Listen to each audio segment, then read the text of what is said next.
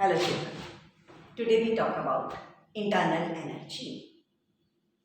Internal energy, as the name is suggesting, is the total amount of energy possessed by a system. Symbol of internal energy, we may use U or we may use E. Both symbols can be used. Means the total energy which is stored within a system is its internal energy. So, this internal energy is a state function, not a path function. State function, remember children the meaning of state function?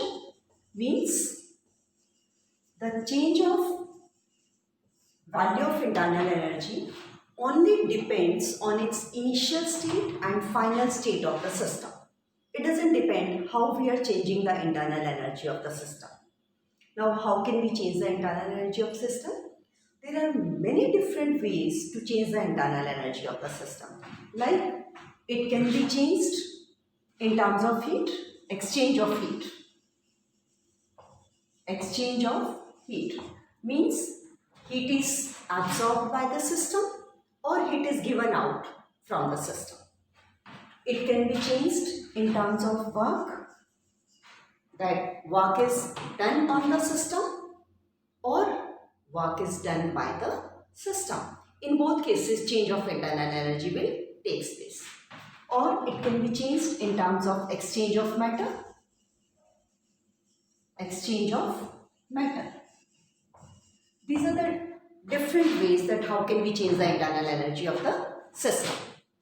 Then internal energies, further many different kinds of energies are involved in internal energy.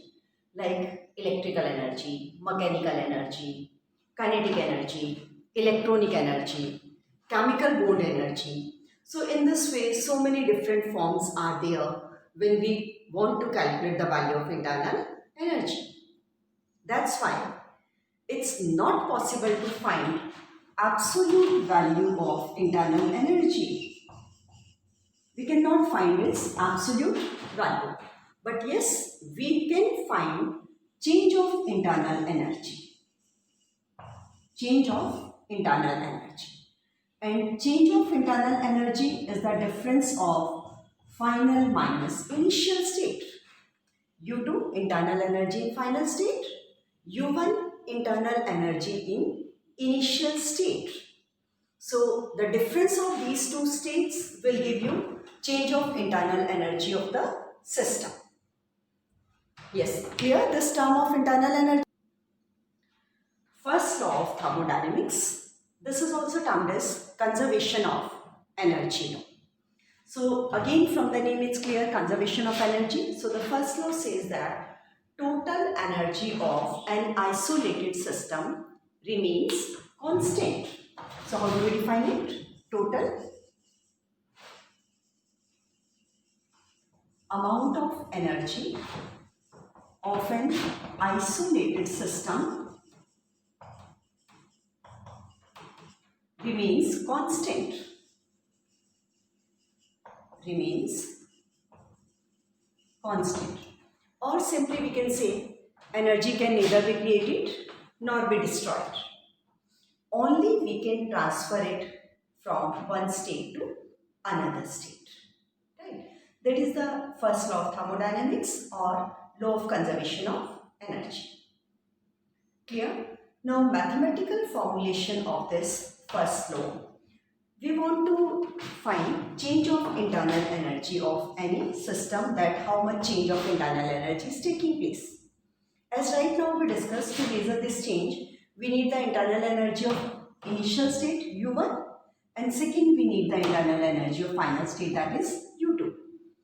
So initial internal energy U1. Now after this state, if we are changing the internal energy in terms of supplying heat to the system and doing W work on the system, right? When initially system is possessing U1 amount of internal energy, after this what change we are doing?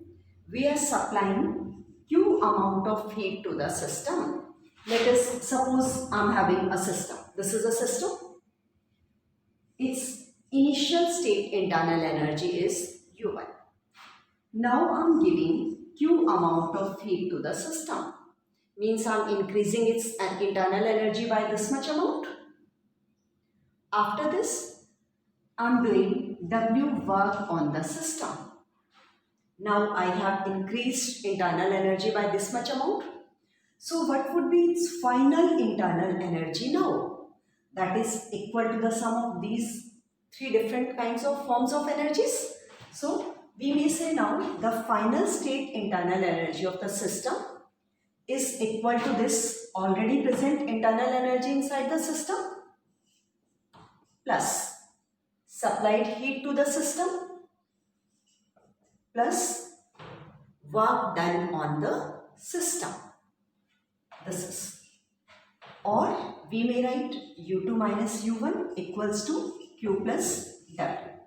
U2 minus U1 is the difference of internal energy, that is delta U equals to Q plus W. So this is the mathematical expression of first law of thermodynamics. So now delta U coming equal to Q plus W. And the formula of work we have already calculated, that is P external into delta P delta. Now if the process is isochoric process means no change in volume taking place. So if change of volume is 0, then work done becomes 0. So in such type of situation, delta U comes equal to heat supplied to the system under what conditions? Under constant volume conditions, right now. So here delta U, that is change of internal energy, comes equal to Q, that is heat supplied to the system under what condition? Constant volume condition, QV. So Q is the symbol of heat, and whenever we are writing V at the base of this Q, it becomes heat at constant volume. So internal energy of system can also be defined in this way, that heat of system at constant volume is termed as internal energy of the system. So whenever we are measuring heat of system under constant volume conditions, this becomes internal energy of the system. Clear, children? Now we will be talking about some different cases, that how do we use this equation under some different sets of conditions. Like I have taken isothermal and free expansion of an ideal gas. Then what would happen?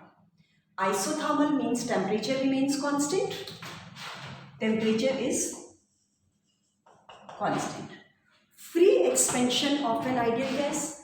Free expansion means gas is expanding in vacuum, and if expansion is taking place in vacuum, means P external becomes 0. And if P external becomes 0, means work done will be 0. Isothermal conditions are there. Heat is also 0. If work is 0, heat is 0. Then obviously delta U becomes 0. So we can say under these conditions, change of internal energy will be 0. Means no heat is supplied to the system or given out from the system. No work is done on the system. It means under these circumstances, there would be no change in internal energy of the system. Second case, isothermal and irreversible changes if taking place. We know in such type of case, the formula of work W equals to minus P external pressure P delta, and delta U equals to Q plus W, and under isothermal conditions delta U will be 0, and if delta U is 0, then Q will be equals to minus W, or we may write minus P delta. This was the first situation. This is the second situation. Next is isothermal and reversible changes. During isothermal and reversible expansion of an ideal gas, the formula of work done already we had calculated in our previous class, that is minus 2.303 nRT log of V2 by V1. This is the formula to calculate work under these conditions. So we know Q equals to minus W. So same is here, Q equals to minus W, and that is equal to this value 2.303 nRT log of V2 by V1. Got it? And the next case is adiabatic changes. Adiabatic changes means no change in heat is taking place, and if no change in heat is taking place, then delta U comes equal to work. Q will be 0, delta U equals to adiabatic work. Clear, children? So these were the different cases where how do we use this equation of internal energy or first law equation. Now we are doing questions based on these concepts which we discussed right now. So just see, the first question given to you is 2 liters of an ideal gas at a pressure of 10 atm expands isothermally into vacuum until its total volume is 10 liters. How much heat is absorbed and how much work is done in this expansion? Children, we know we have 2 formulas to calculate the work. One is minus P delta V, and the second, under isothermal and reversible expansion of ideal gas, the formula is minus 2.303 nRT log of V2 by V1. But in all these cases, if you remember, we discussed different cases, that in which situation what changes are taking place in these formulas. So whenever you are attempting the numericals of thermodynamics, always read each and every word of numerical very carefully, that what conditions are given to you. Like in first case, the gas is ideal, this is clear to us. Then second, isothermal expansion is there. But next, vacuum, this is the twist here. We know that under isothermal conditions, right now we talked Q equals to minus W under isothermal conditions, and W equals to P delta V. This is equals to P delta V. So don't get confused here that initially it is given the gas is expands at this pressure 10 atm. No, this was the initial pressure of gas, but during expansion, what is the condition given? Expansion takes place into vacuum, means this is free expansion. So P external becomes 0, and if P external becomes 0, means heat and work both becomes 0. So now this kind of questions are clear to you, that how we solve the questions in vacuum or during free expansion. Now we start the second part of the same question. In second part it is given, if the same expansion takes place against a constant external pressure of 1 atm. Now the external pressure given to you is 1 atm. And what are the initial and final volume of gas? Let the initial is V1, final is V2. Just check in first case. Expands isothermally into vacuum until its total volume is 10 liters. Initially 2 liter of gas is taken. Final volume becomes 10 liter. So this is 2 liter is the initial volume of gas, and finally it is 10 liter is the final volume of gas. So now P equals to minus W, that is P external into V2 minus V1. So substitute the values. External pressure 1 atm, final volume 10 liters, initial 2 liters. So the answer is 8. Again, one more thing need to be taken care of while doing numericals, that this is your final answer but still incomplete because unit need to be written. We know the units of energy are joule, but here this value is not in joule because the unit of pressure is ATM we are taking. For volume we are taking liters. So this 8 answer is in liter atmosphere. So if you want to convert this into joule, you should know the relation between liter atmosphere and joule. 1 liter atmosphere equals to 101.3 joule. Now you can convert this into joule even, or you may leave it as such. Got it? Now the third part of this question. What is change in this part? This is given same expansion to a final volume of 10 liters. Initial volume again same 2 liter. Then final volume 10 liters.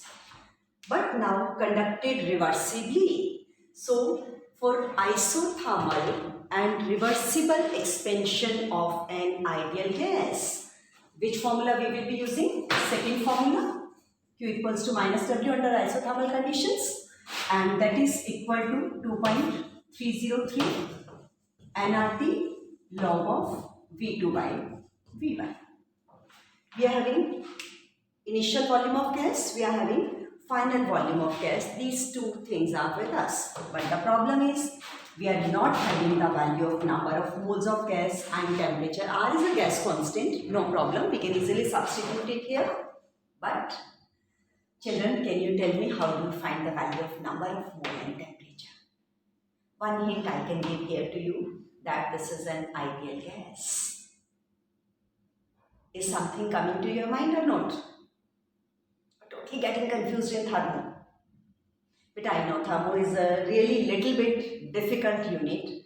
So for this, there's a request to you people, always go through the videos 3-4 times at a very slow rate. Afterwards, even if you find any problem, then you can discuss those problems.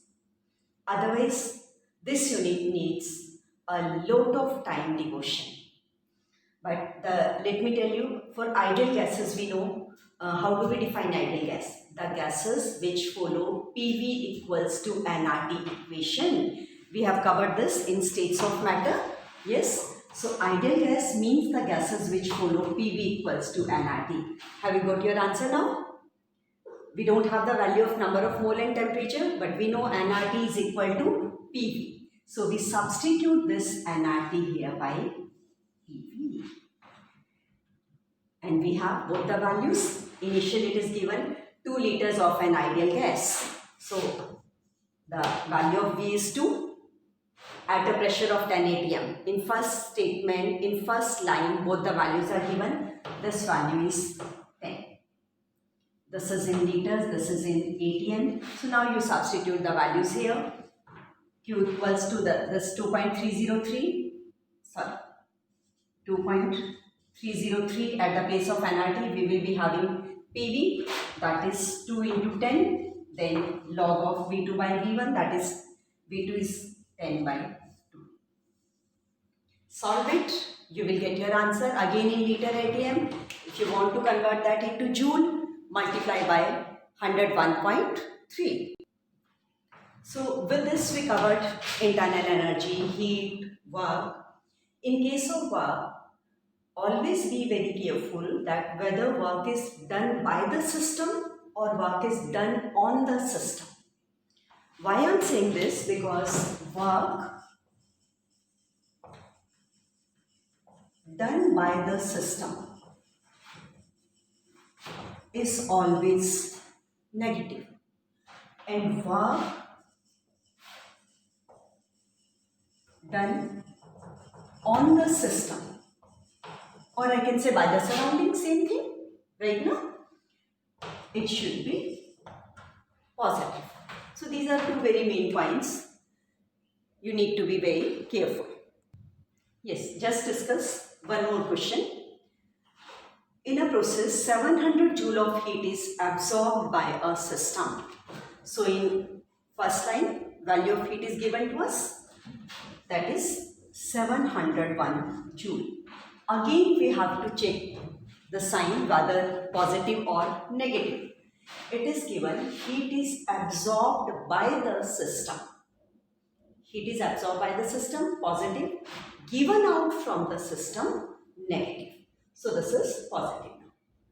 Next thing, and 394 joule of work is done by the system. Right now we talked about this, no? Whenever work is done on the system, this is positive.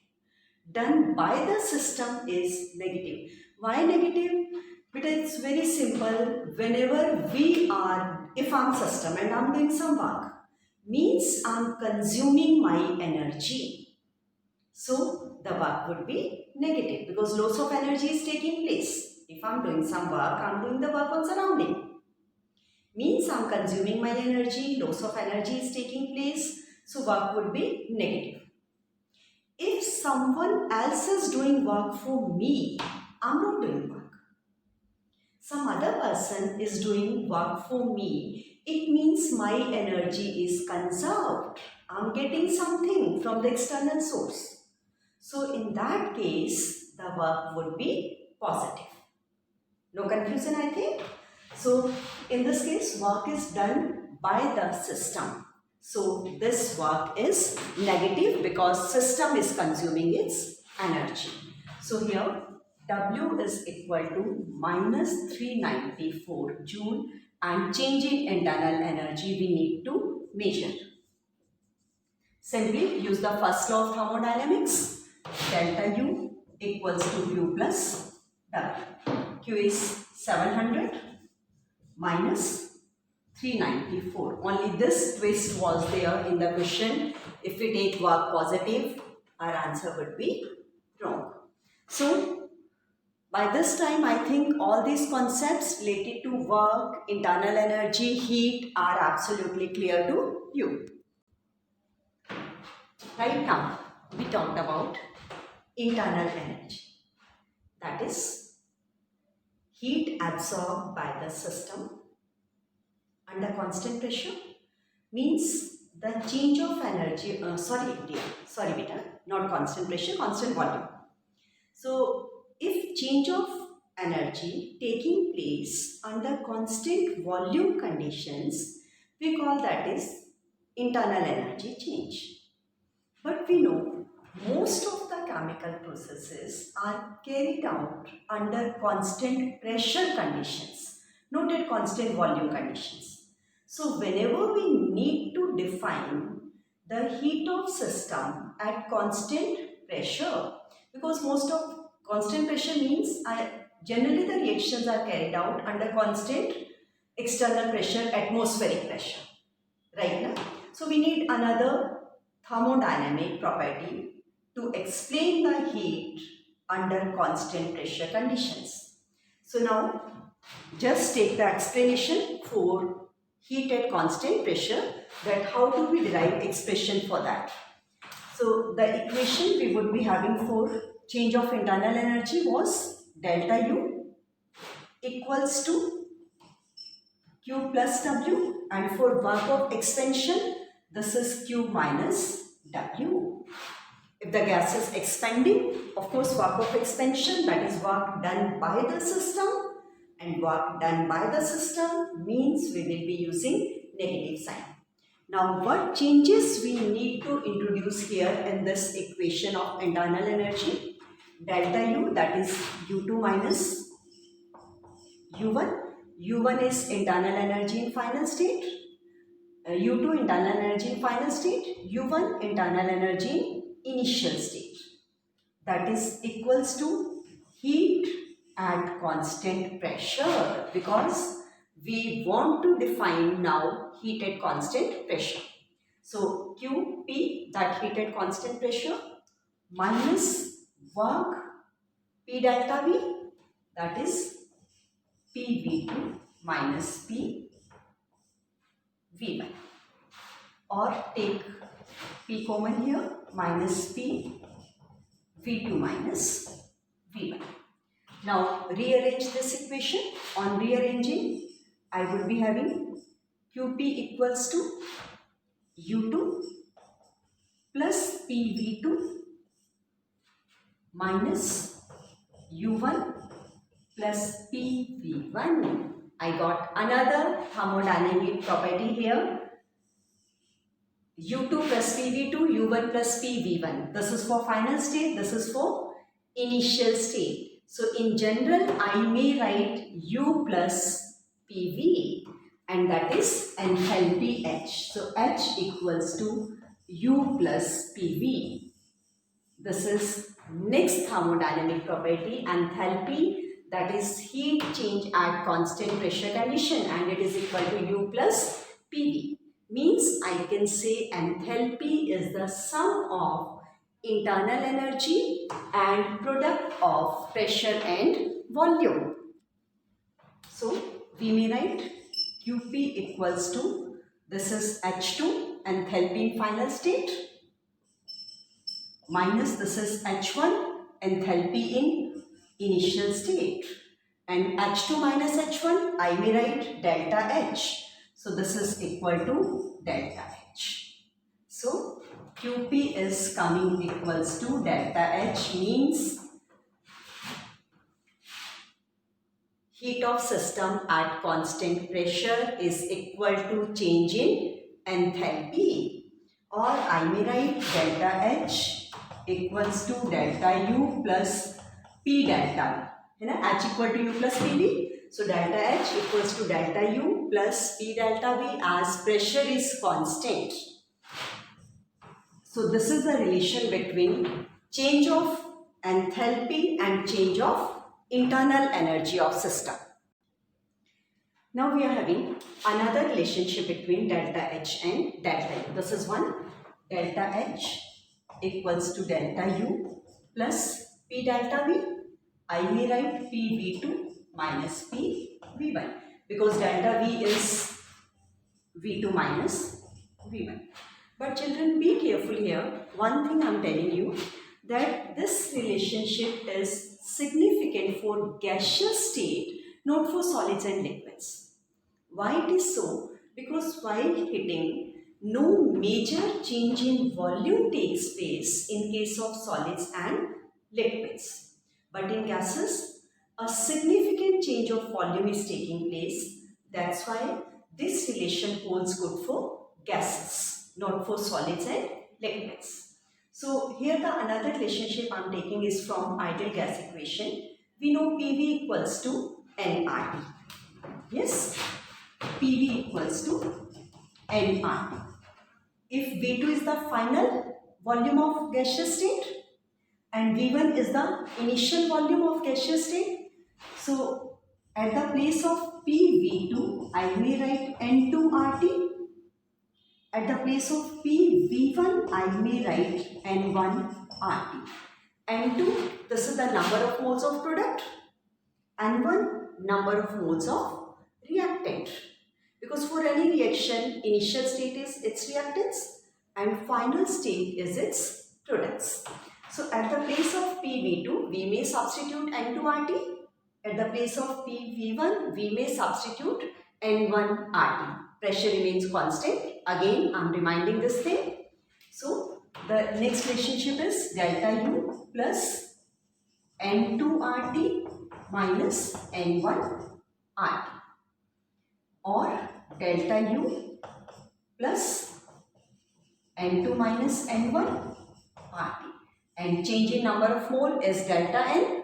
So delta H equals to delta U plus delta NGRT. Why we are writing G now? I think it is clear, because right now we discuss this relation is significant for gaseous state because a remarkable change in volume is observed during heating in case of gases but not in case of solid. So these are the two relationships which relates internal energy change and enthalpy change for any given system. and delta H, if it is negative, means process is exothermic, because exothermic means heat is given out from the system. So whenever heat is given out from the system, loss of heat is taking place for system. That's why delta H becomes negative for exothermic. But for endothermic, it would be positive. Why?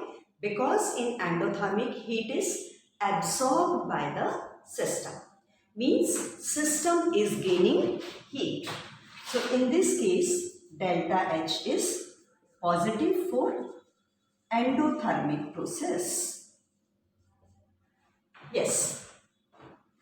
Clear? All these different forms, or getting confused between internal energy, heat, work, enthalpy?